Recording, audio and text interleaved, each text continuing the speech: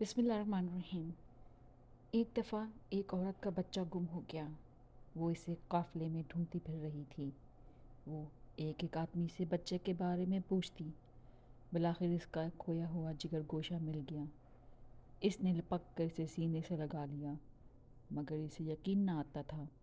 وہ بار بار اس کا منہ دیکھتی اور خوب پیار کرتی۔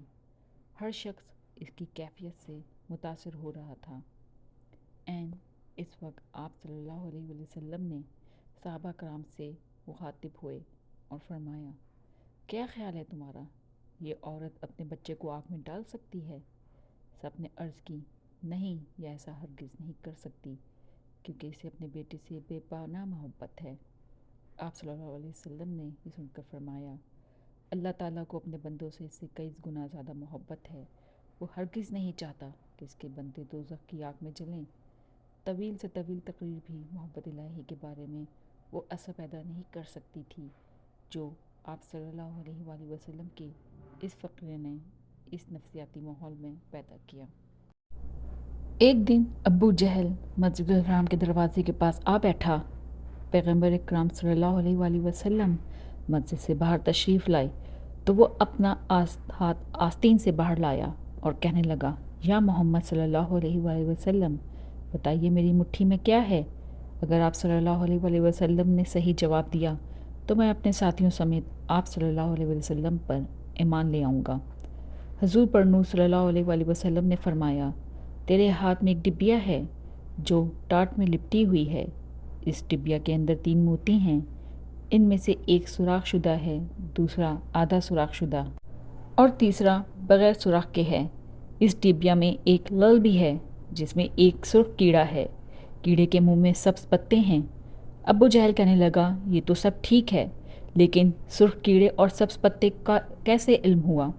آپ صلی اللہ علیہ وسلم نے فرمایا، لعل کو توڑ دو، معلوم ہو جائے گا۔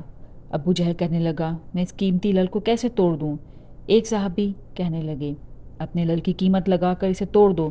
اگر رسول خدا صلی اللہ علیہ وسلم کی بات معاذ اللہ درست نہ ہوئی تو قیمت میں ادا کروں گا۔ ابو جہل اس بات پر راضی ہو گیا۔ جب لعل توڑا گیا تو سب نے دیکھا کہ اس میں چھوٹا سا سرخ کیڑا منہ میں سبز پتی لیے ہوئے موجود تھا۔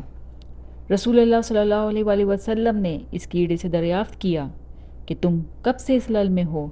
کیڑے نے پہلے آپ صلی اللہ علیہ وسلم کی خدمت میں سلام عرض کیا، پھر کہا، مجھے نہیں معلوم، لیکن اللہ تعالیٰ مجھے روزانہ 3 سبز پتی عطا فرماتا ہے۔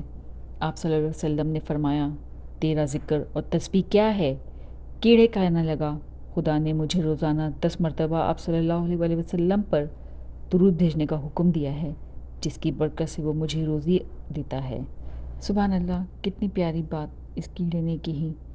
وہ جو آپ صلی اللہ علیہ وسلم پہ درود شریف بھیجتا ہے اور اللہ تعالیٰ اس کو روزی روٹی میں اس کی برکت عطا فرماتا ہے، تو ہم کیوں نہیں حضور پاک صلی اللہ علیہ وسلم کے اوپر درود پاک بھیجتے؟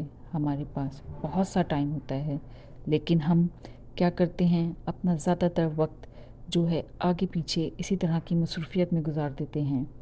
تو آئیے اس دفعہ رمضان میں ہم حضور پاک صلی اللہ علیہ وسلم پر بہت سارا درود پاک بھیجیں اور کوشش کریں کہ ہم اس رمضان میں جو بھی غریب ہیں ان کی امداد کریں اور بھوکوں کو کھانا کھلائیں۔